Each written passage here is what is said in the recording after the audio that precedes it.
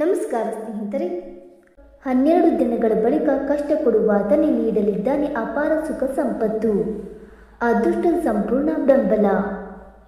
ಹೌದು, ಜ್ಯೋತಿಷ್ಯದ ಪ್ರಕಾರ 12 ದಿನಗಳ ಬಳಿಕ ನವೆಂಬರ್ 15ರಿಂದ ಶನಿ ನೇರ ಸಂಚಾರ ಆರಂಭವಾಗಲಿದೆ. ಶನಿಯ ನೇರ ಸಂಚಾರದೊಂದಿಗೆ ಕೆಲವು ರಾಶಿಗಳ ಅದೃಷ್ಟದ ಬಾಗಿಲುಗಳು ತೆರೆಯಲಿದ್ದು ಅಪಾರ ಸುಖ ಸಂಪತ್ತು ಪ್ರಾಪ್ತಿಯಾಗಲಿದೆ.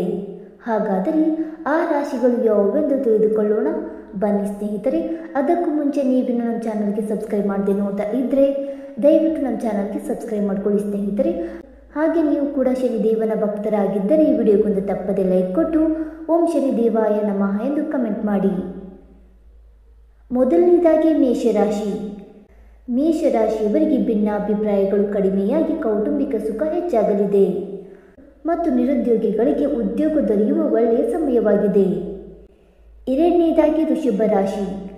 ಶನಿಯ ಕೃಪಾ ಕಟಾಕ್ಷದಿಂದ ಆರ್ಥಿಕ ಸ್ಥಿರತೆಯನ್ನು ಕಾಣುವಿರಿ ಮತ್ತು ಸಂಬಂಧಗಳಲ್ಲಿ ಪ್ರಣಯ ಹೆಚ್ಚಾಗಲಿದೆ ಮತ್ತು ಪ್ರೀತಿಯ ಜೀವನ ಸುಮಧುರವಾಗಿರಲಿದೆ.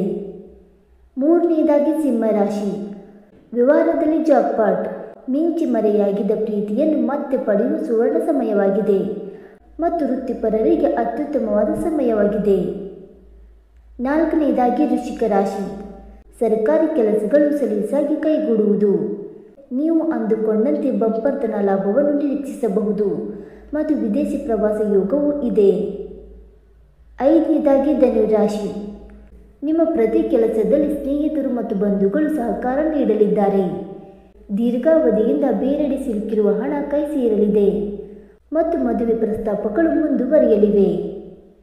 ಆರನೇದಾಗಿ ಕುಂಭರಾಶಿ. ಪೂರ್ವಜರ ಆಸ್ತಿಯಿಂದ ಲಾಭವಾಗಲಿದೆ.